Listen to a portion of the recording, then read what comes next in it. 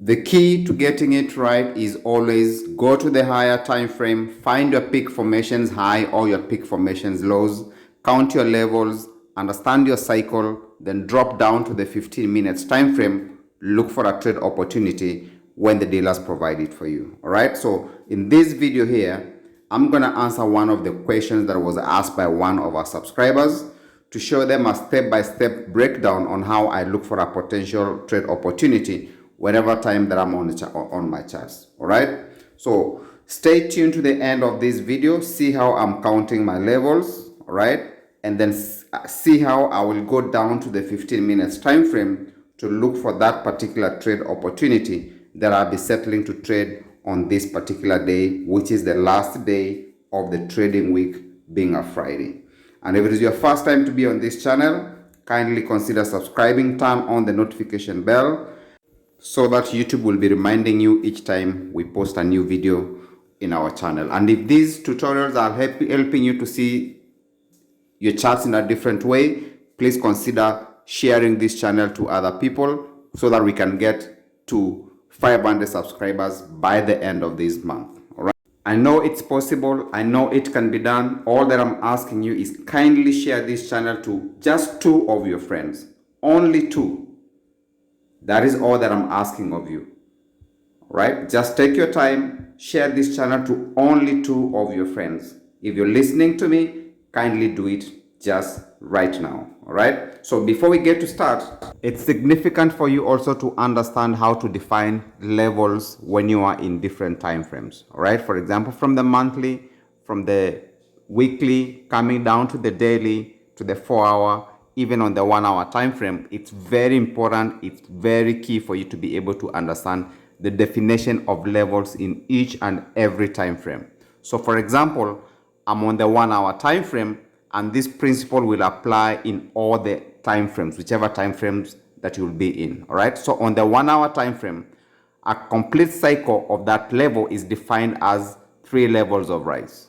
Right, so once I'm on the 1-hour time frame and I can be able to count 3 levels of rise or 3 levels of fall, depending on where the peak formations has been formed, it will be deemed that that cycle is complete. All right, for example, here on the 1-hour time frame. So on our charts here on the 1-hour time frame, this is the peak formations low.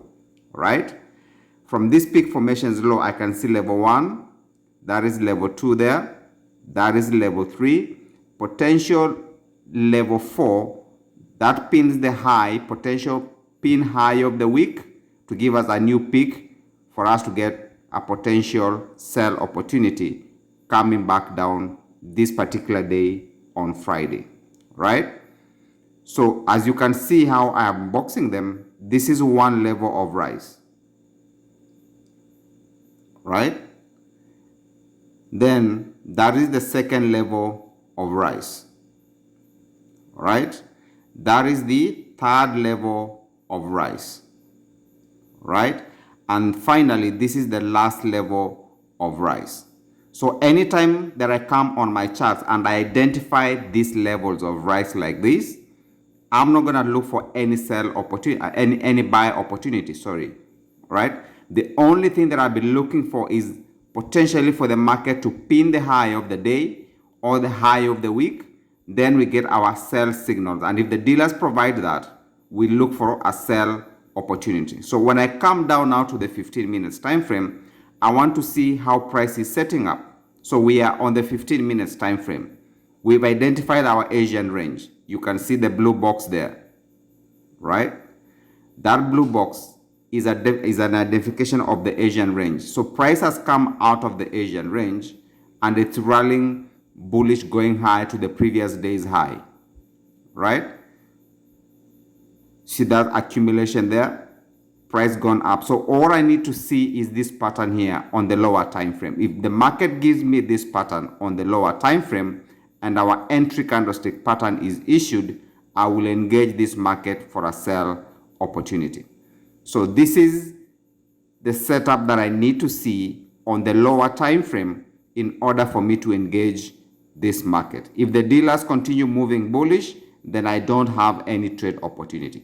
The only opportunity that I have here in this particular setup this morning, it is only to look for a sell opportunity. And once the dealers provide that sell opportunity, we will look for an entry and see how the dealers will be able to flip the book this particular day.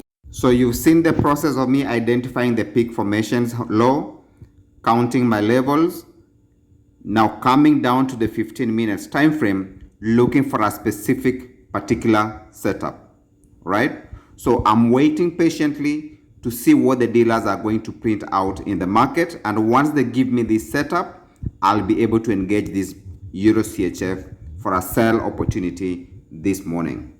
So this is the setup I will be waiting for. When they do provide it, we will take the trade.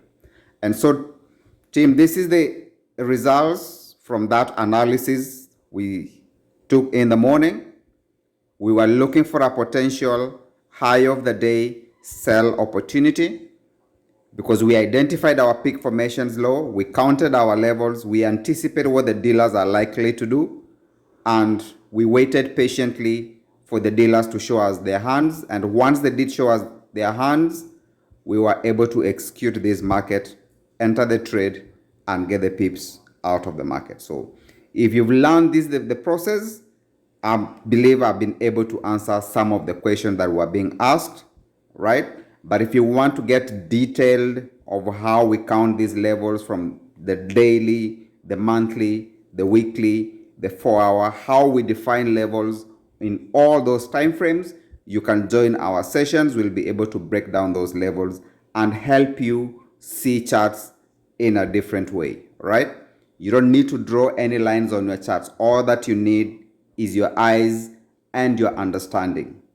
Only that.